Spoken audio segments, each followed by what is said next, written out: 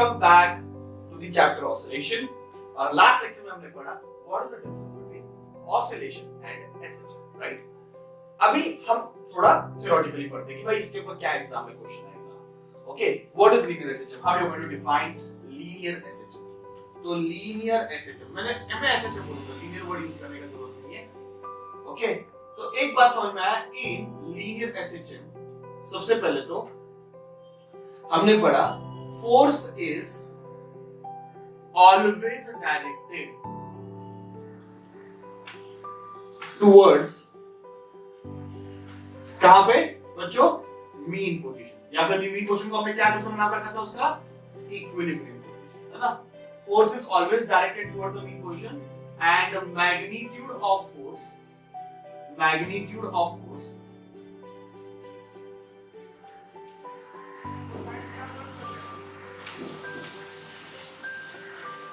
is directly proportional to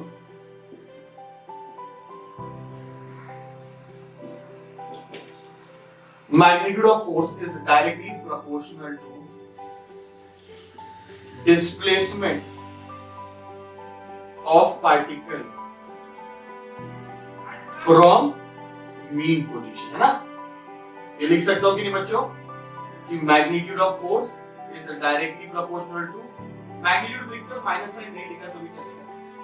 okay, minus sign अपने को direction बताता है कि फोर्स एंड डिस्प्लेसमेंट अपोजिट है, और यहाँ पे हम जब उसको रिमूव करेंगे कांस्टेंट ले लेंगे, और इस कांस्टेंट को हम बोलने वाले हैं फोर्स कांस्टेंट। क्या बोलेंगे बच्चों, फोर्स कांस्टेंट, या फिर हम इसको बोलेंगे spring constant. Okay, spring constant.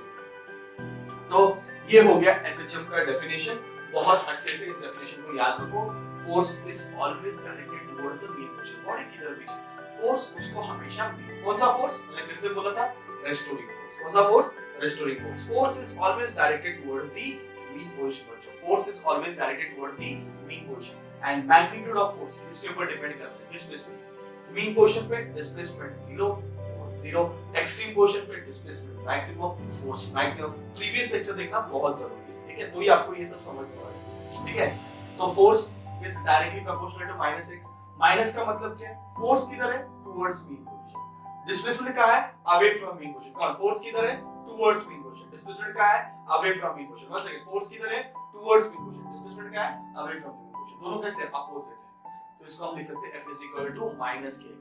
बहुत मैथमेटिकल चैप्टर है, बहुत ज्यादा मैथमेटिकल, फॉर्मूले डेरिवेशन, फॉर्मूले यही मिलने वाले पूरे चैप्टर में, फॉर्मूले डेरिवेशन। तो पूरे फॉर्मूले जबरदस्त याद रखो, क्योंकि ये आपका पहला फॉर्मूला है डेफिनेशन ऑफ एसएचएम का। F = -kx याद रहेगा। F = k क्या है, फोर्स कांस्टेंट, या फिर k को हम स्प्रिंग कांस्टेंट ऐसा भी बोल सकते हैं, ठीक है। थोड़ा सा मैं स्प्रिंग कांस्टेंट, फोर्स कांस्टेंट के कुछ बोलता हूं। अगर मुझे k फाइंड करना है तो इसको अपन F/x ऐसा भी लिख सकते हैं। ओके, ऐसा यूनिट क्या है इसका, अपने को दिख रहा है न्यूटन पर मीटर। सीजीएस यूनिट क्या मिलेगा बच्चों इसका, डाइन पर सेंटीमीटर। डायमेंशन क्या मिलेगा, फोर्स का dimension m1 L1 T-2 upon displacement का डायमेंशन L1। तो ये कितना हो जाएगा, m1 L0 T-2। बताओ ये डायमेंशन और यूनिट किसकी तरह, सोच के बताओ। Units and dimension is same as, yes, हमने पढ़ा था सरफेस टेंशन। यस, देखो सरफेस टेंशन का यूनिट और डायमेंशन और फोर्स कांस्टेंट का यूनिट और डायमेंशन क्या है, सेम।